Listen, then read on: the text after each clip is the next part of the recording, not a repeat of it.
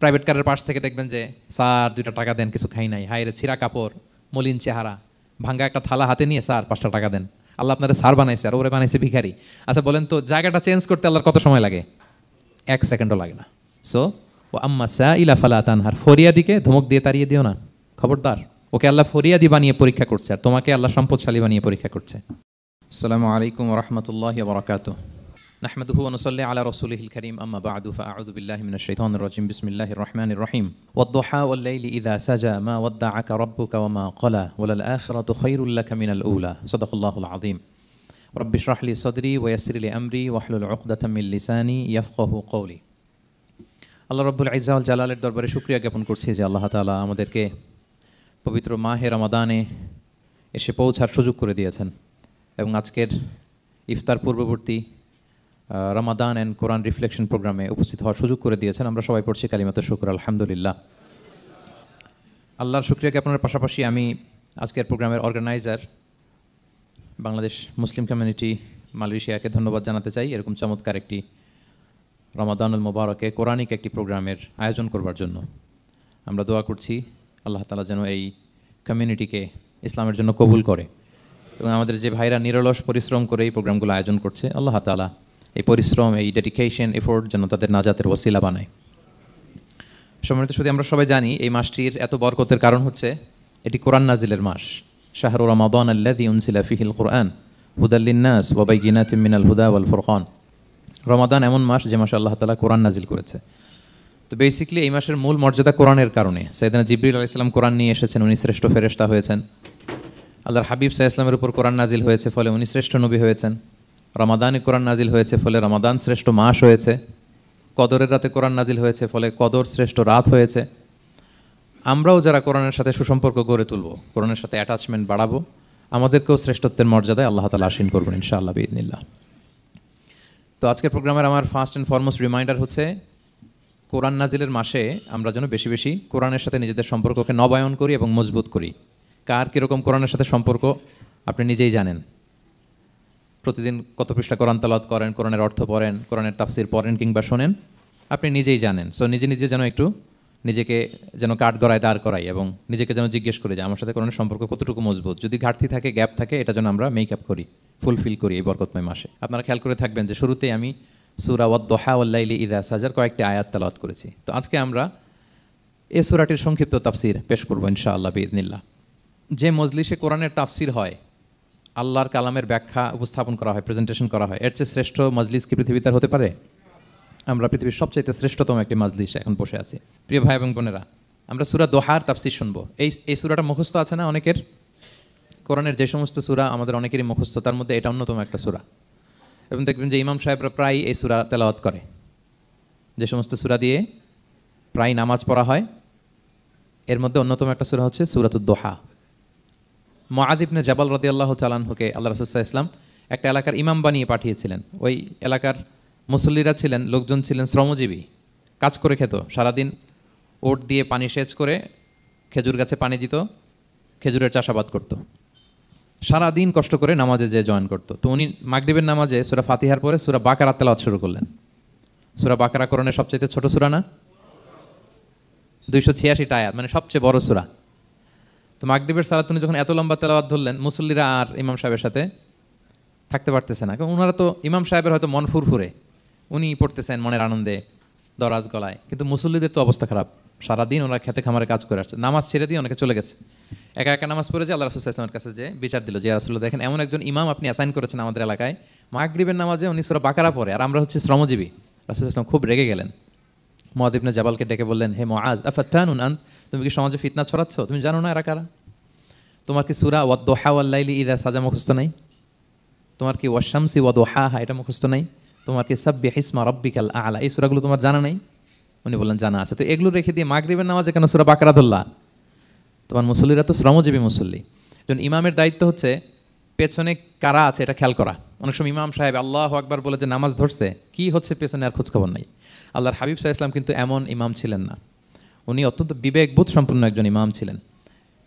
একবার পেছনে এক বাচ্চার কান্না শুনে উনি নামাজ ছোট করে দিয়েছেন। সবাই বললেন, ইয়া রাসূলুল্লাহ, এত ছোট নামাজ তো কখনো পড়তে দেখি না। তখন রাসূল সাল্লাল্লাহু আলাইহি ওয়াসাল্লাম বললেন, একটা ছোট বাচ্চার কান্নার আওয়াজ আমার কানে এসেছে, আমার মনে হচ্ছে বাচ্চাটাকে সামলাতে নারীদের কাতারে একটা মায়ের খুব কষ্ট হচ্ছে, এজন্য নামাজটা আমি খাটো করে দিয়েছি। দেখেন কি চিন্তা চেতনা, পিছনে কি হচ্ছে সব রাসূল সাল্লাল্লাহু আলাইহি ওয়াসাল্লাম এটা খেয়াল করতেন। তো এই সূরার একটা ফজিলত আপনি জানলেন যে রাসূল সাল্লাল্লাহু আলাইহি ওয়াসাল্লাম সূরা ওয়াদ-দুহা ওয়াল লাইলি ইযা সাজা এটা তেলাওয়াত করতে বলেছিলেন মুআয ইবনে জাবাল রাদিয়াল্লাহু তাআলা আনহুকে। এটা কোরআনের 93 নম্বর সূরা। কত নম্বর? এটা মাক্কি সূরা, আর নাজিলের ধারাবাহিকতা অনুযায়ী এটা 11তম সূরা। মানে এই সূরার আগে আরও 10টা সূরা নাজিল হয়েছিল, তার মানে মক্কার একেবারে শুরুর দিকে এই সূরাটা নাজিল হয়েছিল।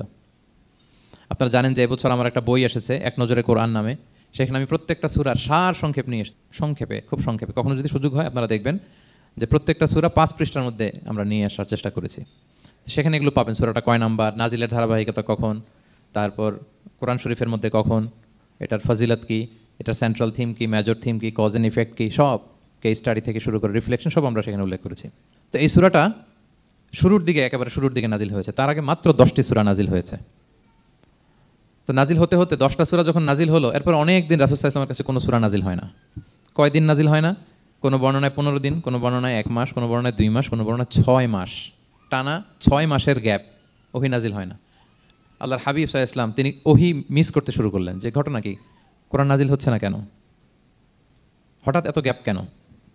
ওনার মাথায় কয়েকটা জিনিস ঘুরপাক খেলো। একটা ঘুরপাক খেলো যে আমার কোনো কাজে আল্লাহ আবার অসন্তুষ্ট হলো নাকি, অথবা আমি কোরআনের আয়াত এই বাণীগুলো পৌঁছে দেওয়ার ক্ষেত্রে আমার কোনো গাফলতি হয়ে গেল নাকি, সামহাও কি আল্লাহর সাথে আমার কানেকশন এটা কি লুজ হয়ে যাচ্ছে, আমি কি কোনোভাবে আল্লাহ থেকে দূরে সরে পড়তেছি? রাসূল সাল্লাল্লাহু আলাইহি ওয়াসাল্লাম টেনশনে পড়ে গেলেন, চিন্তায় পড়ে গেলেন, কিরে ওহী আসে না কেন, আসে না কেন, আসে না কেন। এটা ছিল একটা দিক। আরেকটা দিক হচ্ছে আল্লাহর হাবিব সাল্লাল্লাহু আলাইহি ওয়াসাল্লামের কাছে কোরআনের আয়াত যাই নাজিল হতো উনি যে লোকদের কাছে প্রচার করে দিতেন। এখন নাজিল হয়েছে এখনই যে প্রচার শুরু, রাতে নাজিল হয়েছে রাতেই প্রচার শুরু, দিনে নাজিল হয়েছে দিনেই প্রচার শুরু, যখন নাজিল তখন প্রচার। কারণ আল্লাহ তাআলা বলেছেন ইয়া আইয়ুহার রাসূলু বাল্লিগ মা উনজিলা ইলাইক মির রাব্বিক, আপনার রবের পক্ষ থেকে যা নাজিল হয়েছে প্রচার করেন। তো এই যে মাঝখান দিয়ে কয়েক মাস যার কোনো প্রচার টচার করে না, মুশরিকরা টিটকারি মারতে শুরু করলো, বলে কি মুহাম্মদ তোমার আল্লাহ তোমার ভুলে গেছে বোধহয়, তোমার আল্লাহ বোধহয় তোমাকে আর পছন্দ করে না। আগে তো প্রতিদিন কিছু না কিছু শোনাতা যে এইটা নাজিল হয়েছে, ওইটা আসছে, এই বিধান ওই বিধান, এখন তো কোনো খোঁজখবর নাই, ঘটনা কি? আল্লাহর হাবিব সাল্লাল্লাহু আলাইহি ওয়াসাল্লামের চাচি উম্মে জামিল আবুল হাবির স্ত্রী, সে আরও খারাপ কথা বললো। সে বলল ইন্না শাইতানাকা কদ তারাকাক, তোমার কাছে যে একটা শয়তান আসতো এখন বোধহয় আর আসে না মুহাম্মদ, নাউযুবিল্লাহি মিন যালিক। এটা দিয়ে জিবরিল আলাইহিস সালামকে বুঝিয়েছেন। জিবরিল এসে কি কি যেন বলে, কই এখন তো কিছু বলো না। তো রাসূল বলবে কি করে, কারণ তিনি তো মন গড়া কিছু বলতেন না। আল্লাহর হাবিব সাল্লাল্লাহু আলাইহি ওয়াসাল্লাম মনে যা ইচ্ছা হয় মন গড়া কখনো কিছু বলেছেন? আওয়াজ করে বলেন, মন গড়া বলতেন তিনি? ওমা ইয়ান্তিকু আনিল হাওয়া ইন হুয়া ইল্লা ওয়াহয়ুন ইউহা, আল্লাহর ওহী আসলে সেটা শোনাতেন। তো ওহীও আসে না, উনি শোনাতেও পারে না, ওহীও নাই, উনি শোনাতেও পারে না। এই যে একটা কষ্টকর মুহূর্ত রাসূল সাল্লাল্লাহু আলাইহি ওয়াসাল্লামের, কিরে মাসের পর মাস চলে গেল ওহী আসতেছে না কেন, আমার কি কোনো ভুল হচ্ছে নাকি, আল্লাহকে আমাকে অপছন্দ করলেন? রাসূল সাল্লাল্লাহু আলাইহি ওয়াসাল্লাম যখন এরকম দুশ্চিন্তিত, পেরেশান, অ্যাংজাইটিতে পড়ে গেলেন, ভারাক্রান্ত, ঠিক তখন রাসূল সাল্লাল্লাহু আলাইহি ওয়াসাল্লামকে সান্ত্বনা দেওয়ার জন্য এই সূরাটা আল্লাহ নাজিল করেছেন। সান্ত্বনা দেওয়ার জন্য এই সূরাটা বেশ আশা জাগানিয়া সূরা, মোটিভেশনাল সূরা, ইন্সপিরেশনাল সূরা। আপনার মন খারাপ হলে আপনি এই সূরাটা পড়বেন, এই সূরাটা, এবং এটার পরে আরেকটা সূরা আছে সূরাতু আলাম নাশরাহ, আপনার মন ভালো হয়ে যাবে। এটাকে দি অ্যান্টি ডিপ্রেসেন্ট সূরা বলে, মানে ডিপ্রেশন কাটায় ফেলে। আমাদের এরকম অনেক সময় হয় না যে হতাশ, দেয়ালে পিঠ ঠেকে গেছে, কোনো বের হওয়ার রাস্তা নাই, কই যাব, কোথাও সফলতা নাই, সবাই আমাকে ভুল বুঝতেছে, এরকম মাঝে মাঝে হয় না আমাদের? আমাদের সবার লাইফে আপস অ্যান্ড ডাউনস আছে। আপনি যখন ভারাক্রান্ত হবেন, কষ্টে থাকবেন, এই সূরাটা পড়বেন, দেখবেন যে আপনার ডিপ্রেশন দূর হয়ে গেছে। তো আল্লাহর হাবিব সাল্লাল্লাহু আলাইহি ওয়াসাল্লাম যখন এরকম ভারাক্রান্ত ছিলেন, চিন্তিত ছিলেন, তখন আল্লাহর হাবিব সাল্লাল্লাহু আলাইহি ওয়াসাল্লামকে চিন্তামুক্ত করবার জন্য আল্লাহ তাআলা এই চমৎকার সূরাটি নাজিল করেছেন। আল্লাহ নাজিল করলেন আউযু বিল্লাহি মিনাশ শাইতানির রাজিম, বিসমিল্লাহির রাহমানির রাহিম, ওয়াদ-দুহা ওয়াল লাইলি ইযা সাজা মা ওয়াদ্দাআকা রাব্বুকা ওয়া মা ক্বালা ওয়ালাল আখিরাতু খায়রুল লাকা মিনাল উলা ওয়ালা সাওফা ইউতিকা রাব্বুকা ফাতারদা। আল্লাহ তাআলা বললেন ওয়াদ-দুহা, আলোর শপথ। আমি একবার সরল বঙ্গানুবাদ করি, তারপরে আমি তাফসিরে ঢুকছি। ওয়াদ-দুহা, আলোর শপথ, ওয়াল লাইলি ইযা সাজা, রাতের শপথ যখন রাত নিঝুম নিস্তব্ধ হয়, মা ওয়াদ্দাআকা রাব্বুকা ওয়া মা ক্বালা, নবী হে আপনার রব আপনার উপর অসন্তুষ্টও হয় নাই, আপনাকে ছেড়েও যায় নাই, আপনার রব আপনার সাথেই আছে। আলহামদুলিল্লাহ, ফিল করবেন যে আল্লাহ আমার সাথে আছে, সবসময় এটা ফিল করতে হবে যে আল্লাহ তাআলা আমার সাথে আছেন, তিনি আমাকে ভুলে যান নাই, ছেড়ে যান নাই। আরে তার রহমত ছাড়া তো একটা শ্বাস নেওয়া তো আমার সম্ভব না, ঠিক কিনা বলেন? আল্লাহর রহমত ছাড়া একটি সেকেন্ড এই পৃথিবীতে সার্ভাইভ করা কি আমাদের পক্ষে সম্ভব না। ওয়ালাল আখিরাতু খায়রুল লাকা মিনাল উলা, নবী হে আপনার পরবর্তী সময় পূর্ববর্তী সময়ের চেয়ে অনেক ভালো হবে ইনশাআল্লাহ, মানে good days are coming in your life, ভালো সময় আসতেছে। ওয়ালা সাউফা ইউতিকা রাব্বুকা ফাতারদা, আর আপনার রব আপনাকে এত দিবেন আপনি খুশি হয়ে যাবেন। আপনার রব আপনাকে এত দিবেন, আপনি নিয়ে কুলাতে পারবেন না। আলাম ইয়াজরিকা ইয়াতীমান ফাআওয়া, নবী আপনি কি ইয়াতীম ছিলেন না? তিনি কি আপনাকে আশ্রয় দেননি? ওয়া ওয়াজাদাকা দাল্লান ফাহাদা, আপনি পথ খুঁজতেছিলেন, আল্লাহ আপনাকে পথ দেখিয়েছেন। ওয়া ওয়াজাদাকা আইলান ফাআগনা, আপনি নিঃস্ব রিক্ত হস্ত ছিলেন, আল্লাহ তাআলা আপনাকে ধনী বানিয়েছেন। ফাআম্মাল ইয়াতীমা ফালা তাকহার, খবরদার এতিমের সাথে কখনো কঠোর হবেন না। ওয়া আম্মা সাইলা ফালা তানহার, ফরিয়াদি যে সওয়াল করে হাত পাতে তাকে ধমক দিয়ে তাড়িয়ে দিবেন না। ওয়া আম্মা বিনিআমাতি রাব্বিকা ফাহাদ্দিস, আর আপনার রবের যে নেয়ামত আপনার প্রতি, এটার বর্ণনা করুন। সুবহানাল্লাহ। এ হচ্ছে সরল অনুবাদ সূরাতুদ দুহার। এবার আসুন আমরা এটার তাফসিরে ঢুকি। আল্লাহ তাআলা প্রথমে দুইটা শপথ করলেন, কসম করলেন, দুইটা ওথ। আমরা যদি সংক্ষেপে ভাগ করি তাহলে 11 আয়াত বিশিষ্ট এই সূরাতে প্রথম 2 আয়াতে দুইটা শপথ আছে, তারপরের 3টা আয়াতে রাসূল সাল্লাল্লাহু আলাইহি ওয়াসাল্লামকে 3টা কনফার্মেশন দেওয়া হয়েছে, সুসংবাদ দেওয়া হয়েছে। এরপরের 3টা আয়াতে আল্লাহর হাবিব সাল্লাল্লাহু আলাইহি ওয়াসাল্লামের অতীতে আল্লাহ কী নেয়ামত দিয়েছেন সেটার একটা রিমাইন্ডার দেওয়া হয়েছে। আর সবশেষে 3টা ওয়ার্ক প্ল্যান দেওয়া হয়েছে, কর্মসূচি, সেগমেন্ট। আপনি এক নজরে কোরআন এগুলো পাবেন, এরকম সেগমেন্ট আকারে আমরা ভাগ করেছি। আই রিপিট, আমি আবারও বলছি, সূরা দোহার 11 আয়াত বিশিষ্ট এই সূরার প্রথম 2 আয়াতে 2টি শপথ, তারপরের 3 আয়াতে 3টি সুসংবাদ, তারপরের 3 আয়াতে অতীতে যে রাসূলকে নেয়ামত দেওয়া হয়েছিল সেটা স্মরণ করিয়ে দেওয়া, আর শেষ 3 আয়াতে 3টা ওয়ার্ক প্ল্যান, কর্মসূচি, রাসূল সাল্লাল্লাহু আলাইহি ওয়াসাল্লাম কী করবেন। ক্লিয়ার হয়ে গেছে না সূরাটা? আসুন এবার তাফসিরে ঢুকি। আল্লাহ তাআলা বললেন ওয়াদ-দোহা, নবী আলোর শপথ। আলো, দোহা মানে আলো। আমার সাথে আওয়াজ করে বলুন, দোহা মানে কি? আলো, সকালের আলো, প্রভাতের সূর্য কিরণ। দিনের প্রথম অংশে একটা সানশাইন থাকে না, খুব চমৎকার লাগে 9টা-10টার দিকে, হ্যাঁ সানশাইন। এই সকালের সানশাইনটাকে আরবিতে বলে দোহা। এই জন্য এই সময় আল্লাহর হাবিব সাল্লাল্লাহু আলাইহি ওয়াসাল্লাম নামাজ পড়তেন, এটাকে বলে সলাতুদ দোহা, মানে দোহার নামাজ। এটাকে বলে সলাতুদ দোহা, দোহার নামাজ। তো দেখেন রাসূল সাল্লাল্লাহু আলাইহি ওয়াসাল্লামের মন ভালো করবার জন্য প্রথমে আল্লাহর ওয়ার্ডিংটা দেখেন, আল্লাহ তাআলা কেমন চমৎকার শব্দ চয়েস করেন। প্রথমে আল্লাহ বলেন আলো। আলো বললে তো মনটা ভালো হয়ে যায়, কি বলেন? এই আলো মানে আশার আলো, সম্ভাবনার আলো, প্রশান্তির আলো। ওয়াদ-দোহা, আলোর শপথ। মানে নবী আপনি হতাশ হবেন না, হাল ছাড়বেন না, ভরসা রাখুন। আপনি ঘর থেকে বের হন, দেখুন কি চমৎকার আলো, it's a beautiful day out there, জান হোয়াট এ নাইস সানশাইন, কি চমৎকার উজ্জ্বল প্রভাতের সূর্য কিরণ, এত চমৎকার জলজলে সানশাইনিং এনভায়রনমেন্ট, আপনার মন খারাপ হয় কি করে? ওয়াদ-দোহা, দোহার শপথ মানে প্রভাতের সূর্য কিরণের শপথ। আবার বললেন ওয়াল-লাইলি ইযা সাজা, রাতের শপথ, যখন সে রাত নিঝুম হয়, গভীর হয়, নিস্তব্ধ হয়। দুইটা শপথ, আলোর শপথ আর রাতের অন্ধকারের শপথ। আলোর শপথ বলে বেসিকলি আল্লাহ তাআলা ওহির আগমনকে বুঝিয়েছেন, আর রাতের শপথ বলে আল্লাহ তাআলা বেসিকলি ওহির অনুপস্থিতিকে বুঝিয়েছেন। মানে রাত দিন দুইটাই যেমনি লাগে, আল্লাহ তাআলা বোঝাতে চাইলেন নবী আপনি টেনশন করবেন না, আমি উইথ ইউ, আমি আপনার সাথে আছি। ওহি আসা না আসা দুইটাই গুরুত্বপূর্ণ। রেগুলার যদি ওহি আসে, এটা রিসিভ করতে আপনার কষ্ট হয়ে যাবে। আল্লাহর পক্ষ থেকে আসমানি কিতাবের যে ওহি, এটা সাধারণ কোনো কথা না। ইন্না সানুলকি আলাইকা কওলান সাকিলা, এটা খুব ভারী, হেভি ওয়েট। এটা পাহাড়ে নাজিল করলে, লাউ আনজালনা হাযাল কুরআনা আলা জাবাল লারাআইতাহু খাশিআম মুতাসাদ্দিআম মিন খাশিয়াতিল্লাহ, এটা মাউন্ট এভারেস্টের উপর নাজিল করলে পাহাড় ভেঙে খান হয়ে যেত। শীতের রাতে কোরআন নাজিল হলে রাসূল সাল্লাল্লাহু আলাইহি ওয়াসাল্লাম ঘেমে একাকার হয়ে যেতেন, কপাল বেয়ে টপ টপ করে ঘাম পড়তে, ওহি রিসিভ করতে যেয়ে। তিনি ওটের উপরে করে মরুভূমিতে চড়ছেন, ওহি নাজিল হলে ওটের বুক মাটিতে মিশে যেত। এক সাহাবার মাথায় পায়ের মধ্যে মাথা রেখে রাসূল সাল্লাল্লাহু আলাইহি ওয়াসাল্লাম শুয়েছিলেন, তখন ওহি নাজিল হলো, সাহাবা বলছেন ওহির ভারে মনে হচ্ছে যে আমার পায়ের হাড্ডিটাই ফেটে যাবে। তার মানে এটা খুব ভারী বাণী, খুবই ভারী, এটা সাধারণ কোনো কালাম না। তো এই যে রাসূল সাল্লাল্লাহু আলাইহি ওয়াসাল্লামের কাছে যে ওহি নাজিল হচ্ছিল, এটা যদি রেগুলার নাজিল হয়, এটা রিসিভ করা রাসূল সাল্লাল্লাহু আলাইহি ওয়াসাল্লামের জন্য সহজ হবে না, কঠিন হয়ে যাবে। রেগুলার ওহি নাজিল হলে এটার যে পাওয়ার, প্রেশার, রাসূল সাল্লাল্লাহু আলাইহি ওয়াসাল্লামের স্নায়ু এটা বরদাস্ত করতে পারবে না। তো আল্লাহ বোঝাতে চাইলেন নবী আমি কাফিররা যে বলে আপনাকে আমি ভুলে গেছি, কখনো না, নেভার এভার। বরং আপনার যাতে একটু রেস্ট হয়, আরাম হয়, আপনাকে একটু কমফোর্ট দেওয়ার জন্য আমি সাময়িকভাবে ইচ্ছে করে ওহিটা বন্ধ রেখেছি। সুবহানাল্লাহ পড়বেন না?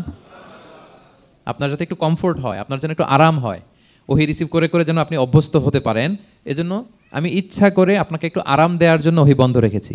সারাদিন যদি মানে দিনের 24 ঘন্টায় যদি সূর্য থাকে, ভাল লাগবে? আচ্ছা বলেন 6 মাস টানা সূর্য ভাল লাগবে আপনার? রোদের গরমে আমরা অস্থির হয়ে যাব। তো 12 ঘন্টা সূর্যের আলোর পরে যেমনি রাতের দরকার আছে, আল্লাহ বোঝাতে চাইলেন ওহি নাজিল হওয়ার পাশাপাশি মাঝে মাঝে ওহি ব্রেক দেওয়ার দরকার আছে, ওহি বন্ধ থাকার দরকার আছে। ফলে আপনি হ্যাবিচুয়েটেড হবেন, ওহি রিসিভ করা না করা এটা আপনার জন্য ইজি হয়ে যাবে। যখন আপনি আপনার জন্য ওকে হয়ে যাবে, তখন আমি লাগাতার ওহি নাজিল করবো। তাহলে ওরা যে বলে আমি আপনাকে ভুলে গিয়েছি, না, আমি আপনাকে ভুলি নাই, বরং আপনার আরামের জন্য খানিকটা সময় আপনাকে বিশ্রামের সুযোগ করে দেওয়ার জন্য আমি আল্লাহ ওহি বন্ধ রেখেছি। সুবহানাল্লাহ। তার মানে আল্লাহ তাআলা নবীকে ভুলেন নাই বা নবী সাল্লাল্লাহু আলাইহি ওয়াসাল্লামের উপর অসন্তুষ্ট হন নাই, ইচ্ছে করে আল্লাহ তাআলা কিছুদিন ওহি বন্ধ রেখেছেন। প্রতিদিন সূর্য থাকলে যেমনি ভাল লাগে না, মানে 24 ঘন্টা, এজন্য 12 ঘন্টা সূর্য দিয়ে আল্লাহ 12 ঘন্টা রাত দিয়েছেন, আমাদের আরামের, বিশ্রামের, ঘুমের আয়োজন করেছেন। ঠিক তেমনি রেগুলার ওহী রিসিভ করলে রাসূল সাল্লাল্লাহু আলাইহি ওয়াসাল্লামের জন্য কষ্ট হয়ে যাবে, এজন্য ইচ্ছে করে আল্লাহ গ্যাপ দিয়েছেন। আল্লাহর হাবিব সাল্লাল্লাহু আলাইহি ওয়াসাল্লামের উপর আল্লাহ অসন্তুষ্ট হননি।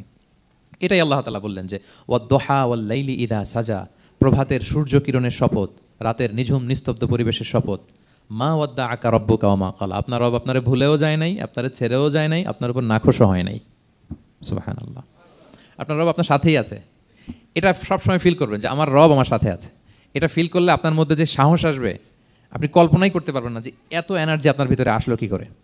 আপনারা খেয়াল করেছেন বছর খানিক আগে ভারতবর্ষের আমাদের এক বোনের সামনে কিছু সন্ত্রাসী ওরা জয় শ্রীরাম বলতেছিল, মনে আছে? কিন্তু আমার ওই বোন মুস্কান কি বলছিল বলেন তো? তার এক আল্লাহু আকবারে from north to south, from east to west, the entire globe প্রকম্পিত হয়েছে। আমরা সবাই পড়েছি আল্লাহু আকবার, সবাই আমরা কি পড়েছি? আল্লাহু আকবার। কারণ সে ফিল করেছে যে আল্লাহ আমার সাথে আছে। মনকে তুমি বুঝিয়ে বলো আল্লাহ আছেন আমার সাথে, এটা ফিল করতে হবে। আল্লাহর হাবিব সাল্লাল্লাহু আলাইহি ওয়াসাল্লামকে আল্লাহ তাআলা এইটাই অ্যাসিওরেন্স দিলেন, কনফার্মেশন দিলেন যে মা ওয়াদ্দাআকা রাব্বুকা ওয়া মা ক্বালা, আপনার রব আপনাকে ভুলে যায় নাই, আপনার রব আপনার প্রতি অসন্তুষ্ট হয় নাই। আমি ইচ্ছা করে ওহিটা বন্ধ রেখেছি যাতে আপনার আরাম হয়। সুবহানাল্লাহ। আল্লাহর হাবিব সাল্লাল্লাহু আলাইহি ওয়াসাল্লামের প্রতি আল্লাহ তাআলা কতটা টেক কেয়ার করতেন দেখেন। রেগুলার ওহী নাজিল হলে রাসূল সাল্লাল্লাহু আলাইহি ওয়াসাল্লামের কষ্ট হয়ে যাবে, এজন্য তিনি কিছুদিন ওহী বন্ধ রেখে রাসূল সাল্লাল্লাহু আলাইহি ওয়াসাল্লামকে বিশ্রামের ব্যবস্থা করে দিয়েছেন। তাহলে প্রথম 3টা আয়াত ক্লিয়ার না সবার কাছে? আচ্ছা, প্রথম 2টো আয়াতে 2টা শপথ গেল, এরপরে 3টা সুসংবাদ। সুসংবাদের প্রথমটা হলো আমি ভুলিও নাই ছাড়িও নাই, আপনার সাথে আছে। এরপর আল্লাহ বললেন ওয়ালাল আখিরাতু খায়রুল লাকা মিনাল উলা, নবী হে আপনার পরবর্তী সময় পূর্ববর্তী সময়ের চেয়ে ভালো হবে। নিশ্চয়ই আপনার পরবর্তী সময় পূর্ববর্তী সময়ের চেয়ে ভালো হবে। তার মানে গুড ডেইজ আর কামিং, ভালো সময় আপনার জীবনে আসছে, আপনি হতাশ হবেন না, নিরাশ হবেন না। এরপর আল্লাহ তাআলা বললেন ওয়ালা সাউফা ইউতিকা রাব্বুকা ফাতারদা, নবী হ্যাঁ আপনার রব আপনাকে এত দিবে আপনি খুশি হয়ে যাবেন, আপনার রব আপনাকে এত নেয়ামত দান করবে আপনি আপনার রবের প্রতি সন্তুষ্ট হয়ে যাবেন। সুবহানাল্লাহ বিহামদি। এবং তাই হয়েছে। যারা আপনারা সিরাত পড়েছেন, যারা আল্লাহর হাবিব সাল্লাল্লাহু আলাইহি ওয়াসাল্লামের জীবনী নিয়ে ধারণা রাখেন, তারা দেখবেন যে আল্লাহ রাসূল সাল্লাল্লাহু আলাইহি ওয়াসাল্লাম যেখানেই মনে কষ্ট পেয়েছেন, বিষণ্ণ, চিন্তিত, তখনই আল্লাহ তাআলা রাসূল সাল্লাল্লাহু আলাইহি ওয়াসাল্লামের চিন্তা দূর করে রাসূল সাল্লাল্লাহু আলাইহি ওয়াসাল্লামকে সন্তুষ্ট করেছেন। যখনই রাসূল সাল্লাল্লাহু আলাইহি ওয়াসাল্লামের মনে কষ্ট, তিনি চিন্তিত, তখনই আল্লাহ তাআলা ওনাকে হ্যাপি করেছেন। কাইন্ড অফ রাসূলকে হ্যাপি করাই আল্লাহর কাজ, আল্লাহর হাবিব সাল্লাল্লাহু আলাইহি ওয়াসাল্লামকে হ্যাপি করাই আল্লাহ তাআলার কাজ। দেখেন কিভাবে আল্লাহ তাআলা আল্লাহর হাবিব সাল্লাল্লাহু আলাইহি ওয়াসাল্লামকে হ্যাপি করেছেন, একটু খেয়াল করে দেখেন।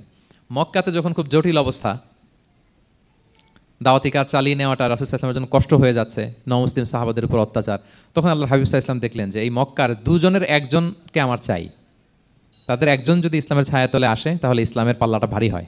কারা? একজন হচ্ছে ওমর ফারুক আর একজন আবু জাহাল।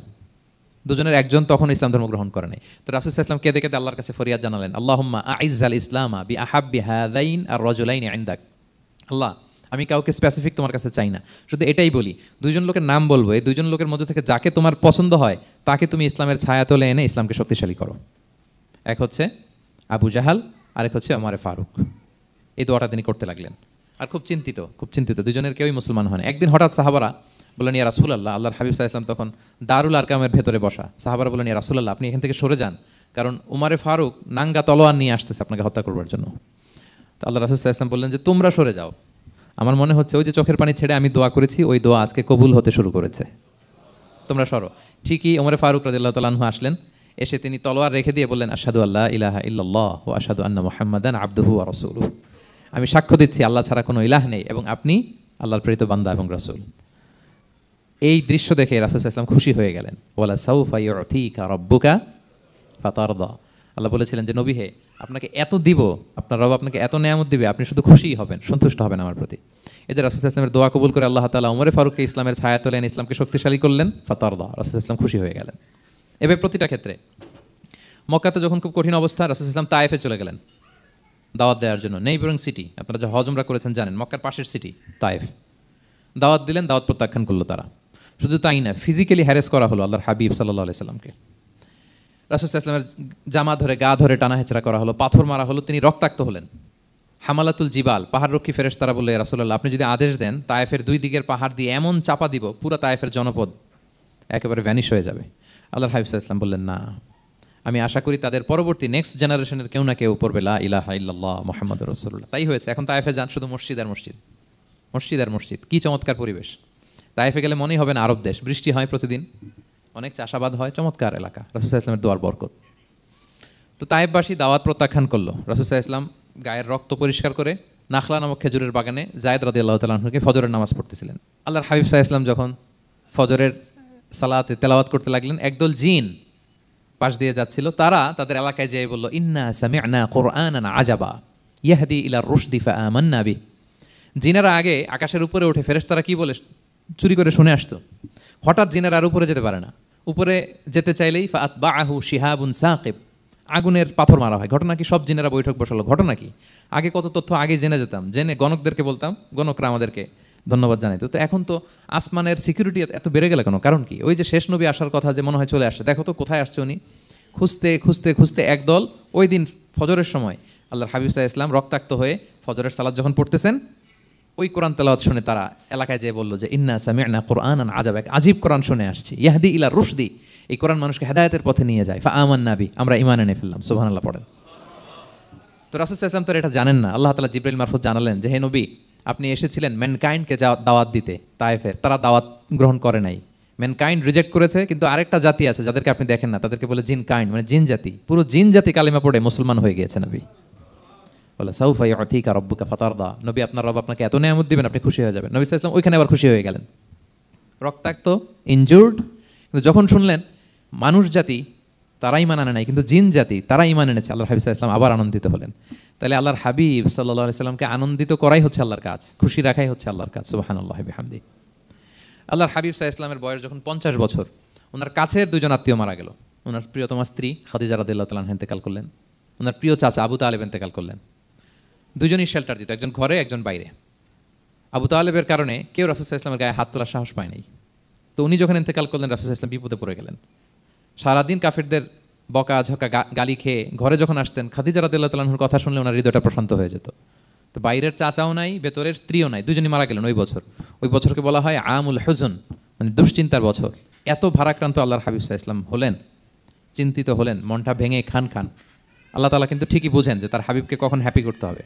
আল্লাহ তাআলা তখন সাইয়েদনা জিবরাইল আলাইহিস সালামকে পাঠালেন যে যাও, আমার বন্ধুকে আর পৃথিবীতে থাকার দরকার নাই, আমার বন্ধুকে ঊর্ধ্ব জগতের নৈশ ভ্রমণের ইনভাইটেশন দিয়ে আসো, মানে মেরাজের ইনভাইটেশন দিয়ে আসো। পড়েন সুবহানাল্লাহ।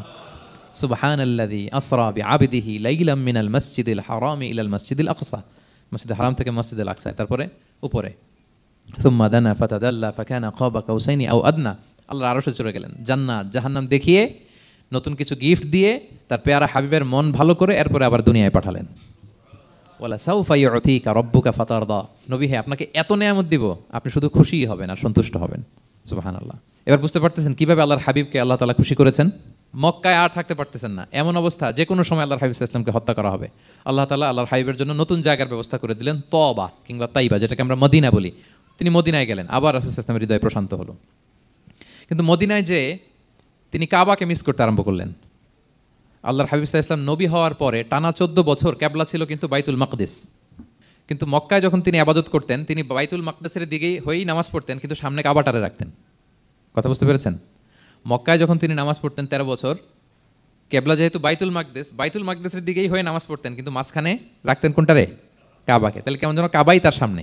আচ্ছা, কিন্তু মদিনায় যখন গেলেন, এখন তো আর সুযোগ নাই, কাবা একদিকে, বাইতুল মাকদিস আরেক দিকে, এখন কাবাকে আর সামনে রাখা যাচ্ছে না, মিস করতে লাগলেন কাবাকে। আর প্রত্যেক নামাজের পরে আকাশের দিকে তাকায় থাকেন, ইস আল্লাহ যদি আয়াত নাজিল করে আমার জন্মস্থান যে মক্কা, আমার পূর্বপুরুষ ইব্রাহিম আলাইহিস সালামের যে ওই কাবার দিকে যদি কেবলাটা ঘুরাই দিত, কতই না ভালো হতো। আল্লাহ বলেন যে আপনি যে কদ নারা তাকাল্লুবা ওয়াজহিকা ফিস সামা, নবী আপনি যে আকাশের উপর চেহারা উঠিয়ে মনে মনে কি চান আমি তো বুঝি। আল্লাহর হাবিব সাল্লাল্লাহু আলাইহি ওয়াসাল্লামকে খুশি করার জন্য আল্লাহ আয়াত নাজিল করলেন, ফাওয়াল্লি ওয়াজহাকা শাতরাল মাসজিদিল হারাম। নবী হ্যাঁ, আপনাকে খুশি করার জন্য নতুন বিধান নাজিল করলাম, এখন থেকে ফ্রম রাইট নাও আপনি যখনই নামাজ পড়বেন এখন থেকে কাবামুখী হয়ে আপনি সালাত আদায় করবেন। তাহওয়িলুল কিবলা, কিবলা পরিবর্তন হয়ে গেল। সুবহানাল্লাহি ওয়া বিহামদি। আপনারা মসজিদে নববীর পাশে মদিনাতে একটা মসজিদ দেখবেন, এটাকে বলে মসজিদ যুল কিবলাতাইন। এমন মসজিদ যে মসজিদে এক নামাজে 2 কিবলা শেয়ার করা হয়েছিল। মানে এই আয়াত যখন নাজিল হলো, আল্লাহর হাবিব সাল্লাল্লাহু আলাইহি ওয়াসাল্লামের সাথে একজন নামাজ পড়ে যে ওই মসজিদে যে দেখে কিছু লোক নামাজ পড়তেছে ওই বাইতুল মাকদিসের দিকে হয়ে, কারণ তখন পর্যন্ত ওইটাই কিবলা। তিনি নামাজরত অবস্থায় এদেরকে বললেন যে তোমরা তো জানো না এই মাত্র আয়াত নাজিল হয়েছে, কিবলা কিন্তু আর ওইদিক নাই, ডাইরেকশন চেঞ্জ, এদিকে হয়ে যাও। তো ইমাম সহ মুসল্লি সব ঘুরে নামাজের মধ্যে ওইদিকে হয়ে গেছে। তাহলে একই নামাজে 2টা কিবলা শেয়ার করা হয়েছে, ফলে তখন থেকে মসজিদের নাম হয়ে গেছে মসজিদ যুল কিবলাতাইন, 2 কিবলাওয়ালা মসজিদ। তাহলে দেখেন আল্লাহর হাবিব সাল্লাল্লাহু আলাইহি ওয়াসাল্লামকে খুশি করার জন্য আল্লাহ তাআলা কিবলা চেঞ্জ করে দিয়েছে। সুবহানাল্লাহ বলতে পারলেন না? এভাবে যখনই আল্লাহর হাবিব সাল্লাল্লাহু আলাইহি ওয়াসাল্লাম বিষণ্ণ, চিন্তিত, মন খারাপ, ওনার মন ভালো করার দায়িত্ব নিয়েছে কে? জিব্রাইল এসে শোনাতে লাগলো আগের জামানায় কেউ 500 বছর 700 বছর হায়াত পেয়েছে। বনি ইসরাইলের অনেক মুজাহিদ 1000 বছর জেহাদ করেছে। কয় হাজার বছর? জেহাদি করছে 1000 বছর। আমরা হায়াত পাই কয় বছর? আমাদের হায়াত কয় বছর অন অ্যান অ্যাভারেজ? 60-70। আল্লাহর হাবিব সাল্লাল্লাহু আলাইহি ওয়াসাল্লাম এটাই বলেছেন যে আমার উম্মতি মা বাইনা 60 ইলা 70, আমাদের গড় আয়ু 60 থেকে 70। ওয়া আকাল্লুহুম মা ইয়াজুযু যালিক, সামান্য অল্প সংখ্যকই মানুষ এটাকে ক্রস করতে পারে। এই কথা শুনে যে আগের উম্মত 1000 বছর জেহাদ করছে, এটা শুনে রাসূল সাল্লাল্লাহু আলাইহি ওয়াসাল্লাম আবার কাঁদতে আরম্ভ করলেন, হায় রে আমার গুনাহগার উম্মতের কি হবে? আমার উম্মত তো 60-70ই শেষ, আমার উম্মতের কি হবে?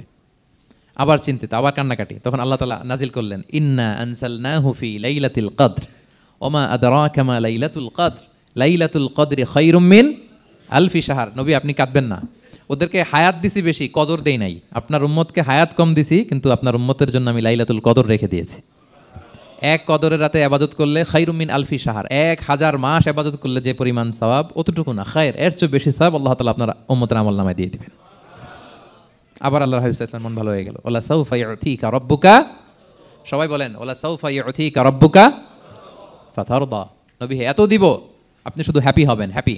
এরপরে বদরের যুদ্ধে বিজয় দান করলেন, মক্কা বিজয় দান করলেন, তাবুক যুদ্ধে বিজয় দান করলেন। সব শেষে জান্নাতে ওনার জন্য স্পেশাল একটা জায়গা থাকবে, ওই জায়গায় কেউ বসতে পারবে না। জায়গাটার নাম মাকামে মাহমুদ। ওয়া মিনাল লাইলি ফাতাহাজ্জাদ বিহি নাফিলাতাল লাকা আসা আন ইয়াবআসাকা রাব্বুকা মাকামাম মাহমুদা। ওই মাকামে মাহমুদের সিংহাসনে আল্লাহর হাবিব সাল্লাল্লাহু আলাইহি ওয়াসাল্লাম বসবেন, ওনার জন্য স্পেশাল খাস, কেউ এখানে বসতে পারবে না। তার মানে হ্যাপি শুধু দুনিয়াতেই করবে না, আল্লাহ তাআলা আল্লাহর হাবিবকে আখিরাতেও করবে। আল্লাহর হাবিব সাল্লাল্লাহু আলাইহি ওয়াসাল্লামকে কাউসার দেয়া হবে, ইন্না আতাইনা কাল কাউসার, হে নবী আপনাকে কাউসার দিয়েছি। এমন হাউজে কাউসার, যে হাউজে কাউসারের সামনে পান পেয়ালা, যেটা দিয়ে পানি নিয়ে আপনি উম্মতকে খাওয়াবেন, এটার সংখ্যা আকাশের তারা যত বেশি তার চেয়েও বেশি। হাউজে কাউসারের পানি এটা দুধের চেয়েও সাদা, বরফের চেয়েও ঠান্ডা, মধুর চেয়েও মিষ্টি। এক ঢোক যে খাবে চিরকালের জন্য তার গলা থেকে তৃষ্ণা মিটে যাবে। He will never ever be thirsty again. একবার খাইছে তো শেষ। পেতে চান সেটা আল্লাহর হাবিবের কাছ থেকে? আমরা পেতে চাই কি চাই না বলেন? ইন্না আতাইনা কাল কাউসার, নবী আপনাকে আমি কাউসার দিয়েছি। সব শেষে আল্লাহর হাবিব সাল্লাল্লাহু আলাইহি ওয়াসাল্লাম সুপারিশ করার অনুমতি পাবেন, যেদিন কেউ সুপারিশ করতে পারবে না। সবাই বলবে নফসি নফসি নফসি নফসি, থার থার করে কাঁপবে। এক একজন নবী, ইব্রাহিম আলাইহিস সালাম, ঈসা আলাইহিস সালাম, মুসা আলাইহিস সালাম, থার থার করে কাঁপবে।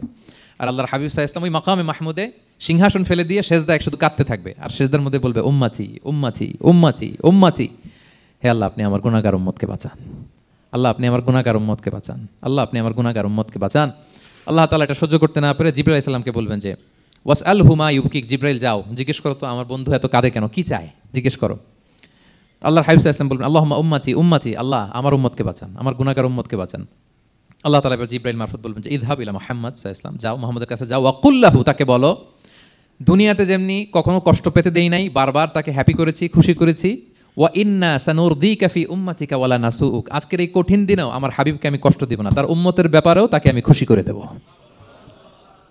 তার গুনাহগার উম্মতের ব্যাপারেও আজকে মুহাম্মদ সাল্লাল্লাহু আলাইহি ওয়াসাল্লামকে আমি খুশি করে দেব। আল্লাহর হাবিব সাল্লাল্লাহু আলাইহি ওয়াসাল্লাম তখন সুপারিশ শুরু করবেন। আল্লাহু আকবার, আল্লাহু আকবার। ওয়ালা সাউফা ইউতিকা রাব্বুকা ফাতারদা, নবী হে আপনাকে এত নেয়ামত দিব আপনি নিয়ে কুলাতে পারবেন না। সব শেষে এই গুনাহগার উম্মতকে সুপারিশ করে জাহান্নাম থেকে নাম কাটিয়ে সবাইকে নিয়ে তিনি একটা ফ্ল্যাগ হাতে নিয়ে তিনি জান্নাতের দিকে ছুটবেন। ওই ফ্ল্যাগের মধ্যে লেখা থাকবে আলহামদু, লেখা থাকবে মানে প্রশংসা, প্রশংসার পতাকা। নিজেও তো প্রশংসিত। মুহাম্মদ মানে কি জানেন? মুহাম্মদ মানে কি? প্রশংসিত। এই কারণে মুহাম্মদ সাল্লাল্লাহু আলাইহি ওয়াসাল্লামকে মক্কার লোকেরা গালি দিয়েও শান্তি পেত না। মানে যদি বলি এই প্রশংসিত লোকটা খারাপ, কথাটা হইল প্রথমে আগে বলা লাগে কি প্রশংসিত। মুহাম্মদ মানে কি? তো এই জন্য মক্কার লোকেরা রাসূল সাল্লাল্লাহু আলাইহি ওয়াসাল্লামকে মুহাম্মদ না বলে ডাকতো মুদাম্মাম, মানে নিন্দিত। তো মুদাম্মাম তো রাসূলের নাম না, রাসূল সাল্লাল্লাহু আলাইহি ওয়াসাল্লামের নাম কি? মুহাম্মদ, প্রশংসিত। এই জন্য গালি দিয়েও তারা মজা করতে পারতো না, সুবিধা করতে পারতো না।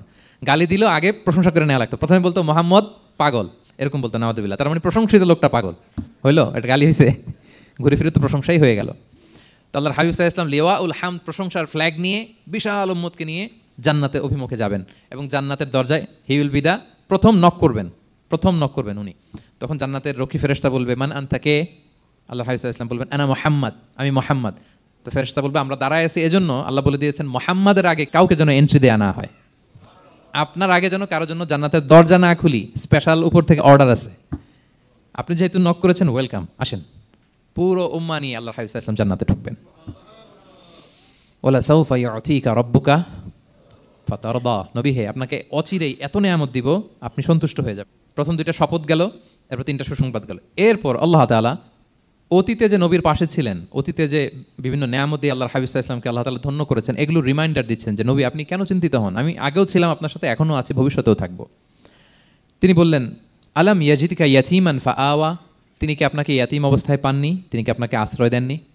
আপনারা জানেন আল্লাহর হাবিব সাল্লাল্লাহু আলাইহি ওয়াসাল্লাম যখন মায়ের পেটে, তখনই তার পিতা দুনিয়া থেকে ইন্তেকাল করেছেন। মায়ের পেটে তার বয়স হচ্ছে 6 মাস, দুনিয়াতে আসেননি আল্লাহর হাবিব সাল্লাল্লাহু আলাইহি ওয়াসাল্লাম রাহমাতাল লিল আলামিন। মায়ের পেটে থাকা অবস্থায় বাবা হারিয়েছেন, দুনিয়াতে আসলেন 6 বছর বয়সে তিনি মাকে হারিয়েছেন। কয় বছর বয়সে? 6 বছর। তারপর মায়ের ইন্তেকালের পরে দাদার কাছে, আব্দুল মুত্তালিবের কাছে লালিত পালিত হতে লাগলেন। 8 বছর বয়সে দাদাও ইন্তেকাল করলেন। বাবা চলে গেলেন জন্মের আগে, মা চলে গেলেন 6 বছর মানে শিশু থাকতে। 8 বছর বয়সে তো শিশু, দাদাও চলে গেলেন। 8 বছর বয়স থেকে আল্লাহর হাবিব সাল্লাল্লাহু আলাইহি ওয়াসাল্লাম চাচার কাছে এতিম অবস্থায় লালিত পালিত হতে লাগলেন। এবং আবু তালেব এত ভালোবাসতো, ইমান আনে নাই, শেষ পর্যন্ত ইমান আনেনি, শিরকের উপরে ইন্তেকাল করেছে, কিন্তু আল্লাহর হাবিব সাল্লাল্লাহু আলাইহি ওয়াসাল্লামকে এত ভালোবেসেছেন, বাবার যে কি মানে পিতৃ স্নেহের যে কি মায়া, এটা বুঝতে দেন নাই কখনো, এটার অভাব কখনো তিনি টের পান নাই, ওনার যে বাবা নাই আবু তালেবের কারণে। এতটা ভালোবেসেছেন। তার মানে কখনোই রাসূল সাল্লাল্লাহু আলাইহি ওয়াসাল্লামকে লালন পালন, রক্ষণাবেক্ষণ, টেক কেয়ারের কোনো গ্যাপ আল্লাহ তাআলা রাখেননি। হালিমাতু সাদিয়ার কাছে, পরে মায়ের কাছে, উম্মে আইমানের কাছে, দাদা আব্দুল মুত্তালিবের কাছে, পরে চাচার কাছে, একটার পর একটা স্লট বাই স্লট রেডি। সেটাই স্মরণ করে দিলেন যে নবী এমন তো হয় না যে আপনাকে লালন পালনের জন্য কেউ ছিল না। আলাম ইয়াজিদকা ইয়াতীমান ফাআওয়া, আপনার রব কি আপনাকে ইয়াতীম অবস্থায় আশ্রয়ের ব্যবস্থা করে দেননি? মানে তখন তো আমি ছিলাম আপনার সাথে, কেউ ছিল না, তখন তো আমি ছিলাম। তো আপনার তো ভয় কিসের? আপনি হতাশ হবেন না, নিরাশ হবেন না, হাল ছাড়বেন না আপনি। তাহলে প্রিয় ভাইরা, আল্লাহর হাবিব সাল্লাল্লাহু আলাইহি ওয়াসাল্লাম ইয়াতীম অবস্থায় পৃথিবীতে এসেছিলেন এবং এজন্য ইয়াতীমের সাথে ভালো আচরণ তিনি করতে বলতেন আল্লাহর হাবিব সাল্লাল্লাহু আলাইহি ওয়াসাল্লাম। যারা এতিমকে ভালোবাসে আল্লাহ তাদেরকে ভালোবাসে। এবং আল্লাহর হাবিব সাল্লাল্লাহু আলাইহি ওয়াসাল্লাম বলতেন আনা ওয়া কাফিলুল ইয়াতীমি ফিল জান্নাতি কাহাতাইন, আমি এবং এতিমের রক্ষণাবেক্ষণকারী এইভাবে প্রতিবেশীর মতো জান্নাতে থাকবো। এই দুই আঙ্গুলের মাঝে যেমনি গ্যাপ নাই, আমার আর এতিমের রক্ষণাবেক্ষণকারী তার বাড়ির মাঝখানে কোনো গ্যাপ থাকবে না জান্নাতে। Will be neighbour in paradise, জান্নাতে এরকম আমরা কাছাকাছি থাকবো। আল্লাহু আকবার পড়েন। তাহলে এতিমের রক্ষণাবেক্ষণকারীকে আল্লাহ তাআলা ভালোবাসেন। যারা এতিমকে পছন্দ করে না, এতিমকে তাড়িয়ে দেয়, তাদেরকে আল্লাহ পছন্দ করেন। আল্লাহ তাআলা বলেন আরাআইতাল্লাযী ইউকাযযিবু বিদ্দীন ফাযালিকাল্লাযী ইয়াদউল ইয়াতীম, যারা আখিরাতকে অবিশ্বাস করে তারাই এতিমকে ঘাড় ধাক্কা দিয়ে তাড়িয়ে দেয়। কোনো বিশ্বাসী কখনো এতিমের সাথে খারাপ আচরণ করে না। আপনাদের যাদের মন শক্ত, অনেকের চোখ দিয়ে পানি নামে না। আমার এক আত্মীয় আছে খুব আল্লাহওয়ালা, আমার জীবনে এত আল্লাহওয়ালা আমি দেখি নাই, কিন্তু ওনার চোখ দিয়ে পানি নামে না। বারবার এসে আমারে বলে যে মিজান কি করবো বলো, তুমি একটু মোনাজাত ধরো। আমার মনে আছে আমি ওনাকে নিয়ে মোনাজাত ধরতাম, তো ওনার কান্না আসে না চোখ দিয়ে। এত আল্লাহওয়ালা, খুব ভালো মানুষ, কিন্তু চোখ দিয়ে পানি নামে না। এটা অনেকের হয়, নানা কারণে হয়। তো আল্লাহর হাবিব সাল্লাল্লাহু আলাইহি ওয়াসাল্লাম বলেছেন কারো যদি চোখ দিয়ে পানি না নামে বা হৃদয় নরম না হয়, তারা যেন এতিমের মাথায় হাত বুলিয়ে দেয়। এক সাহাবী এসে বললেন ইয়া রাসূলুল্লাহ, আমার হৃদয়টা বড় শক্ত, হৃদয় নরম হয় না। রাসূল সাল্লাল্লাহু আলাইহি ওয়াসাল্লাম বললেন তাই, আচ্ছা আতুহিব্বু আন ইয়ালিনা কলবুক, তুমি কি চাও তোমার হৃদয় নরম হোক, ওয়া তুদরাকা হাজাতুক, এবং তোমার আশা পূরণ হোক? তিনি বললেন হ্যাঁ। তখন রাসূল সাল্লাল্লাহু আলাইহি ওয়াসাল্লাম বললেন ইরহামিল ইয়াতীম, এতিমের উপর রহম করো। ওয়ামসা আলা রাসি, এতিমের মাথায় হাত বুলিয়ে দাও। ওয়া আতইমহু মিন তুআমিক, তোমার খাবার এতিমকে খাওয়াও। তালিনু কলবুক, তোমার অন্তর নরম হবে। তুদরাকা হাজাতুক, তোমার ইচ্ছা পূরণ হবে। তাহলে হৃদয় যদি শক্ত থাকে, কার মাথায় হাত বুলাবেন? বুলাইছেন কখনো? হ্যাঁ বুলিয়েছেন? খুঁজে খুঁজে হাত বুলাবেন। বাংলাদেশে তো অনেক অরফেনেজ আছে, অনাথ আশ্রম, ওখানে যাবেন। সুযোগ হলে একদিন যে একটু লাঞ্চ করলেন ওদের সাথে বসে, ডিনার করলেন, একসাথে খেলেন, ওদের মাথায় হাত বুলিয়ে দিলেন, সাধ্যমতো কিছু উপহার হাতে তুলে দিলেন, আপনার ইচ্ছা পূরণ হবে আর আপনার হৃদয় নরম হবে ইনশাআল্লাহ। আর এতিমকে আদর করা মানে নবী সাল্লাল্লাহু আলাইহি ওয়াসাল্লামের প্রতি ভালোবাসা দেখানো, কারণ আমার নবী এতিম হয়ে বড় হয়েছেন। এতিমের প্রতি ভালোবাসা প্রকারান্তরে নবী সাল্লাল্লাহু আলাইহি ওয়াসাল্লামের প্রতি ভালোবাসা দেখানো হয়, কারণ আমার নবী এতিম হয়ে বড় হয়েছেন। সুবহানাল্লাহ। কিন্তু তার বিপরীতে আমরা সমাজে কি দেখি? এতিমের মাথায় হাত বুলানো তো দূরের কথা, এতিমের সম্পদও খেয়ে ফেলে অনেকে। হ্যাঁ এরকম আছে না? এতিমের সম্পদ দেদারসে গিলতেছে। কি যে আমাদের চিন্তাধারা! দেখবেন যে লোকটা এতিমের সম্পদ গিলে, ওরা রোজা অবস্থায় এক ঢোক পানি গিলাতে পারবেন কিনা দেখেন। যে বলেন একটু পানি খান, তো খাবে না কেন? হারাম। তো ওই হারাম কিন্তু গিলতেছে ইচ্ছা মতো। রোজা অবস্থায় এক ফোঁটা আপনি পানি গিলাতে পারবেন না, এরে কেন? হারাম। কিন্তু ওইদিকে ভাতিজার সম্পদ গিলতেছে দেদারসে। আল্লাহ বলেন এটা ভাতিজার সম্পদ না, এটা তুমি জাহান্নামের আগুন পেটে ঢুকাচ্ছ। জাহান্নামের আগুন। ইন্নাল্লাযীনা ইয়াকুলুনা আমওয়ালাল ইয়াতামা যুলমান ইন্নামা ইয়াকুলুনা ফি বুতুনিহিম নারা ওয়াসায়াসলাউনা সাইরা, যারা এতিমের সম্পদ খায় এটা সম্পদ না, এটা জাহান্নামের আগুন তুমি পেটে ঢুকাচ্ছ। সো এতিমের প্রতি যেন আমরা নমনীয় হই, তাদের মাথায় হাত বুলাই, তাদের জন্য খরচ করি, তাদের প্রতি যেন আমরা দয়াদ্র হই, কারণ আমার নবী এতিম অবস্থায় বড় হয়েছেন। তাহলে নবী সাল্লাল্লাহু আলাইহি ওয়াসাল্লামকে এটা স্মরণ করে দিলেন, নবী আপনি তো এতিম ছিলেন, আমি তো আপনাকে রক্ষণাবেক্ষণের ব্যবস্থা করছি। আর কি করেছি? ওয়াজাদাকা দাল্লান ফাহাদা, নবী আপনাকে আমি এমন অবস্থায় পেয়েছি, আপনি পথ খুঁজতেছিলেন, আমি আপনাকে পথ দেখিয়েছি। You are searching the right path and I guided you to the right sense of direction. আপনি পথ খুঁজতেছিলেন, আমি পথ দেখাইছি। এখানে দল্লানের অর্থ পথভ্রষ্ট করা যাবে না। ওয়াজাদাকা দল্লান, হে নবী আপনাকে আমি পথভ্রষ্ট পেয়েছি, পরে পথ দেখিয়েছি, এরকম বলা যাবে না। এটা আল্লাহর হাবিব সাল্লাল্লাহু আলাইহি ওয়াসাল্লামের ক্ষেত্রে প্রযোজ্য নয়। অনেক বাংলা তাফসীর অর্থে আমি দেখেছি পথ হারা, নবী আপনাকে আমি পথ হারা পেয়েছি, পথ দেখেছি, এটাও খুব একটা সুন্দর না। সবচেয়ে সুন্দর হচ্ছে নবী আপনি পথ খুঁজতেছিলেন, সত্যের অনুসন্ধানী ছিলেন। অনেক সময় দেখবেন অনেক পথিক যেতে যেতে এমন এক জায়গায় যায়, দেখে 3 রাস্তা কিন্তু কোনো সাইনবোর্ড নাই। পুরাতন রাস্তাগুলোতে এরকম অনেক সময় হতো না আমাদের, 3 দিকে রাস্তা, কোনো সাইনবোর্ড নেই, তো যাবো কই? এটা বোঝালেন যে নবী আপনি পথ খুঁজতেছিলেন, আমি আপনাকে দেখিয়েছি, হে নবী এটাই সিরাতুল মুস্তাকিমের পথ। ওয়াজাদাকা দাল্লান ফাহাদা, আপনি পথ খুঁজতেছিলেন, আমি আপনাকে পথ দেখিয়েছি। তো ছোটবেলায় সাথে ছিলাম, পথ খুঁজতেছিলেন, পথ দেখালাম, আমি আপনার ভুললাম কোথায়? কাফিরদের কথায় মন খারাপ করেন কেন যে তারা বলে আমি আপনাকে ভুলেছি, ছেড়েছি? নো, নেভার এভার, আমি আপনার সাথেই আছি। তারপর আল্লাহ তাআলা বললেন ওয়াজাদাকা আইলান ফাআগনা, তিনি আপনাকে রিক্ত হস্ত, নিঃস্ব পেয়েছেন, সম্পদহীন অবস্থায় পেয়েছেন, পরে সম্পদশালী করেছেন। সুবহানাল্লাহ। আল্লাহর হাবিব সাল্লাল্লাহু আলাইহি ওয়াসাল্লাম শুরুতে সম্পদের অত যোগান ছিল না, পরে খাদিজা রাদিয়াল্লাহু তাআলা আনহার সাথে যখন বিয়ে হলো, আল্লাহ তাআলা সম্পদের কষ্ট দূর করলেন, কারণ খাদিজা রাদিয়াল্লাহু তাআলা আনহা অনেক বড় ব্যবসায়ী ছিলেন। বিয়ের আগে পার্টনারশিপে বিজনেস ছিল রাসূল সাল্লাল্লাহু আলাইহি ওয়াসাল্লামের সাথে। আল্লাহর হাবিব সাল্লাল্লাহু আলাইহি ওয়াসাল্লাম শ্রম দিয়েছেন, খাদিজা রাদিয়াল্লাহু তাআলা আনহার ইনভেস্টমেন্ট ছিল। তো ওই শ্রমে খাদিজা রাদিয়াল্লাহু তাআলা আনহার এক বান্ধবী, তিনি এমন প্রশংসা করলেন এসে আল্লাহর হাবিব সাল্লাল্লাহু আলাইহি ওয়াসাল্লামের ব্যাপারে যে এমন লোক আমি দেখি নাই, ওনার কথা বার্তা, চলন, কথন, ডিলিং সব আলাদা। পুরো কাফেলার মধ্যে উনি একরকম, পুরো কাফেলা আরেক রকম। এই কথা শুনে তো খাদিজা রাদিয়াল্লাহু তাআলা আনহা আকৃষ্ট হলেন যে এরকম একজন সৎ লোকই তো আমার চাই। প্রস্তাব দেওয়া হলো, চাচাদের কাছে বিয়ে হয়ে গেল। এবং বিয়ের পরে খাদিজা রাদিয়াল্লাহু তাআলা আনহা নারীদের মধ্যে সর্বপ্রথম শাহাদা বাক্য পড়ে মুসলমান হয়েছিলেন। নিজের সব সম্পদ আল্লাহর হাবিব সাল্লাল্লাহু আলাইহি ওয়াসাল্লামের পায়ের সামনে এনে দিয়ে দিলেন, ইয়া রাসূলুল্লাহ আমার সম্পদ মানে আপনার সম্পদ, ইসলামের জন্য যত মনে চায় আপনি খরচ করেন। ওয়াজাদাকা আইলান ফাআগনা, আপনাকে আল্লাহ নিঃস্ব পেয়েছেন, সম্পদের ব্যবস্থা করে দিলেন। পরবর্তীতে মদিনায় যে খায়বার যুদ্ধের পরে অনেক সম্পদের ব্যবস্থা আল্লাহ তাআলা করে দিয়েছিলেন। তাহলে ছোটবেলায় ইয়াতিম ছিলেন, আল্লাহ টেক কেয়ার করলেন। পথ খুঁজতেছিলেন, আল্লাহ পথ দেখায় দিলেন। আর্থিক সমস্যা ছিল, এটাও আল্লাহ দূর করে দিলেন। এবার আল্লাহ তাআলা বিষ্ণু ঈসা ইসলামকে 3টা ওয়ার্ক প্ল্যান দিবেন, কর্মসূচি। 1 নম্বর কর্মসূচি হচ্ছে ফাআম্মাল ইয়াতীমা ফালা তাকহার, নবী খবরদার এতিমের সাথে কখনো কঠোর আচরণ করবেন না। 1 নম্বর কর্মসূচি, কারণ আপনি তো এতিম ছিলেন, এতিমের দুঃখ আপনি না বুঝলে বুঝবে কে? এতিমের সাথে কখনো কঠোর হবেন না। আল্লাহর হাবিব সাল্লাল্লাহু আলাইহি ওয়াসাল্লাম কখনো এতিমের সাথে কঠোর হন না। এতিম তো দূর কি বাত, কারোর সাথে তিনি কঠোর হন না। ওনার কাছে চাইলে উনি না বলতে পারতেন না, নো নাই দিব না এটা বলতে জানতেন না, নো ওনার ডিকশনারিতে ছিল না, চাইলেই দিতেন। একবার আল্লাহর হাবিব সাল্লাল্লাহু আলাইহি ওয়াসাল্লামের কাছে একটা জামা, কয়টা? আপনার জামা কয়টা? আমার জামা কয়টা? জুব্বা তখন কয়টা ছিল? মাত্র একটা। এক ফরিয়াদি এসে বলে ইয়া রাসূলুল্লাহ আতিনি কামিসান, আমার একটা জামা দেন, আমার জামা নাই। নবী সাল্লাল্লাহু আলাইহি ওয়াসাল্লামের জামা কয়টা তখন? ওনার কাছে চাইলে উনি না বলতে পারতেন, খুলে দিয়ে দিয়েছেন, নাও। এখন ওনার জামা আছে কয়টা?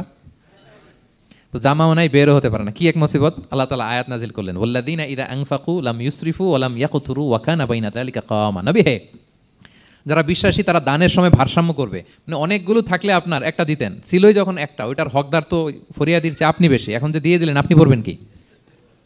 অনেকগুলো থাকলে না হয় আপনি দিতেন, ছিলই একটা, এটা সবচেয়ে যোগ্য, অধিকতম যোগ্য এবং হকদার তো আপনি। সুবহানাল্লাহ, সুবহান। কি নবী ছিল, কি নবী ছিল! না বলতে পারতেন না, মানুষকে ফিরিয়ে দিতে জানতেন না।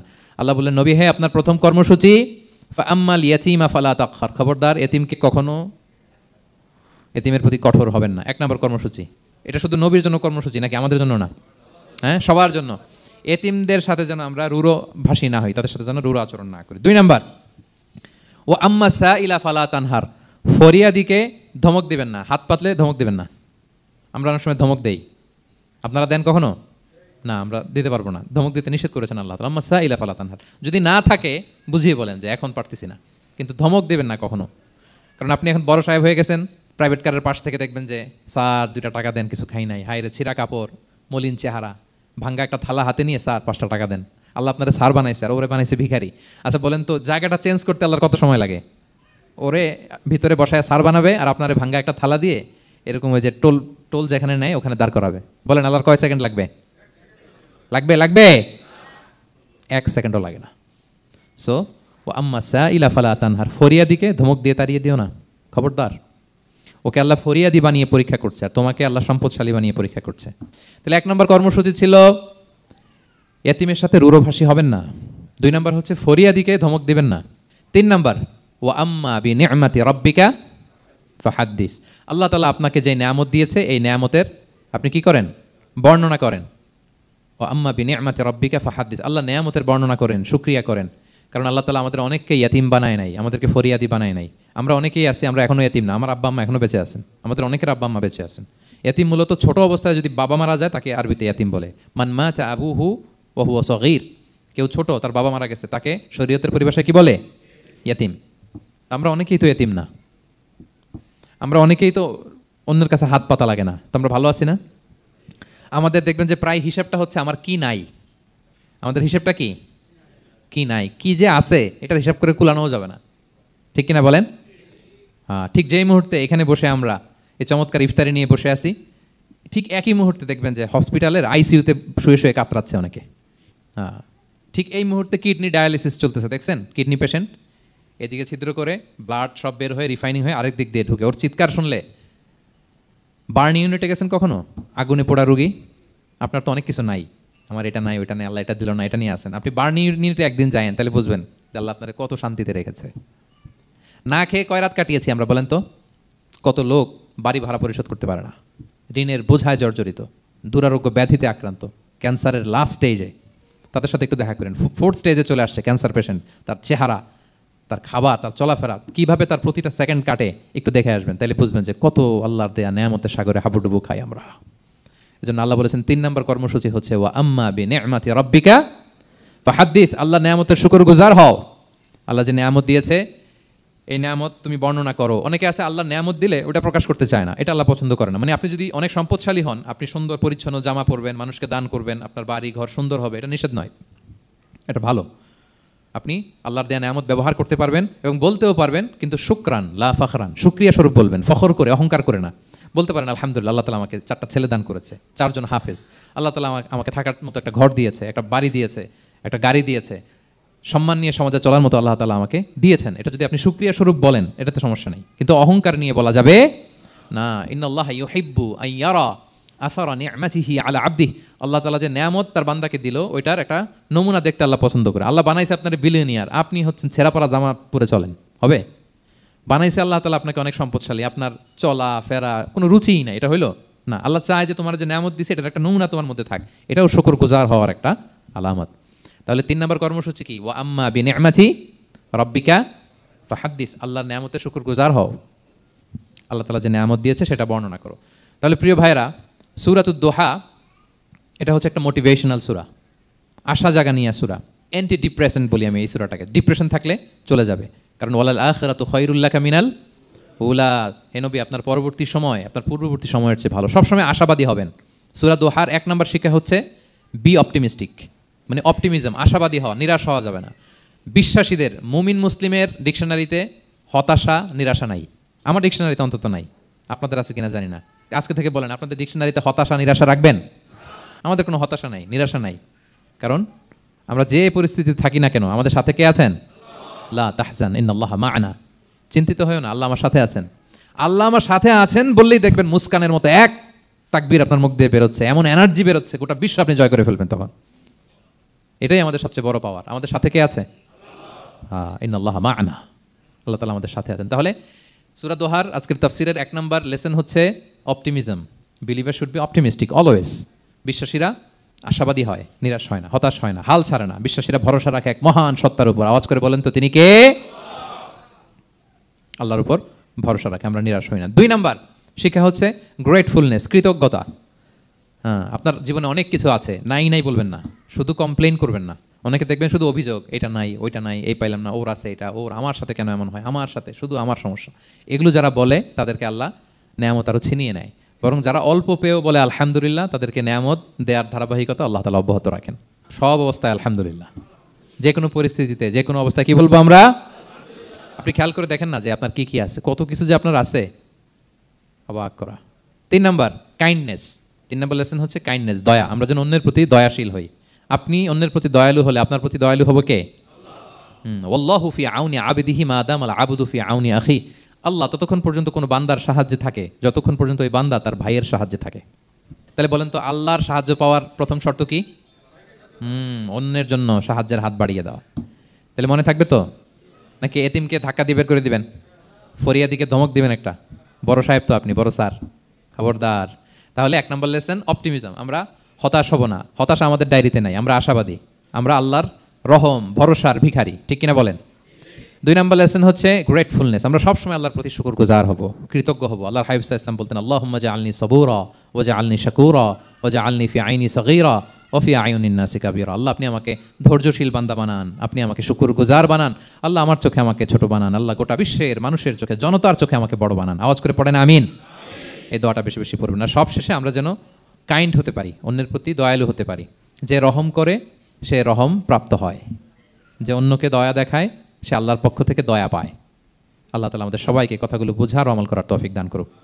হাযা মা ইনদি ওয়াল ইলমু ইনদাল্লাহি আলাইহি তাওয়াক্কালতু ওয়া ইলাইহি উনীব। আসসালামু আলাইকুম ওয়া রাহমাতুল্লাহি ওয়া বারাকাতুহু।